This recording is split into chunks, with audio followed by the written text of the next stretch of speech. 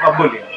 हाँ, विंध्याचल पर्वत है, जमदग्नि की झील तपस्या करी है, भगवान परशुराम का जन्म स्थान जगह है। उसके प्रमाण मुद्दे हैं कि महेश्वर है, महिष्मती नगरी का राजा सहस्त्रबाहु इधर घूमने फिरने के लिए आया। उनके पास में कामधेनु आदि, कामधेनु गाय का हरण करके वो यहाँ से ले जाता है। कुछ समय के बाद भगवान परशुराम की महिष्मती नगरी जाती, राजा से वाद विवाद हुआ, राजा सहस्त्रबाहु का वध करा उनने। 1000 भुजा काट के नर्मदा की आज भी वहाँ शेष धारा है, 100 धारा नर्मदा की है।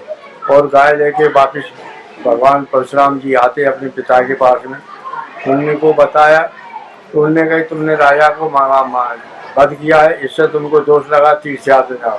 भगवान परशुराम जी तीर्थ यात्रा को जाते, कुछ समय बाद में सहस्त्रबाहु के लड़के 21 अक्षौणी सेना लेकर यहाँ आ जाते, उनके पिता का जो छेदन कर देते।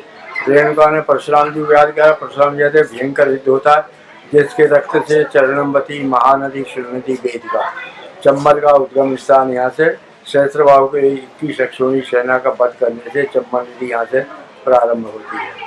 फिर दूसरे राजाओं को श्रृंगार करा तो मध्य एशिया तक, दूसरे राज्यों मध्य एशिया, इंडोनेशिया, मध्य एशिया, सुमात्रा द्वीप, वहाँ तक भगवान परशुराम जी ने सहस्त्रबाहु के राज का खंडन किया है।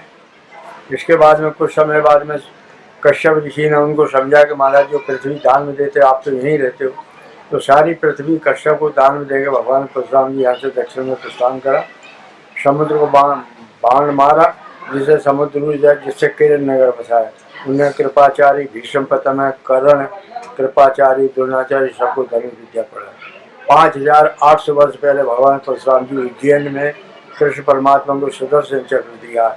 यहाँ कृष्ण परमात्मा विद्यादान करने को गुरुकुल के अंदर आए हुए थे, तो उसके बाद विदाई होने लगी तो गुरु के लड़के को एक राक्षस ने समुद्र में से यमलोक पहुँचा दिया था।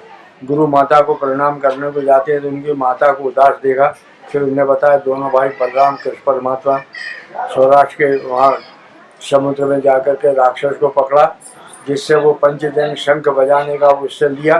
फिर बाद में पूछा लड़का कहाँ, तो यमलोक यमराज को जाकर समझाया। जब जाकर उनके महाराज ने ज्योति दे सकता हूँ, लड़का नहीं दे सकता। ज्योति से लड़का तैयार करके उनने अपनी गुरु माता को अर्पण करा।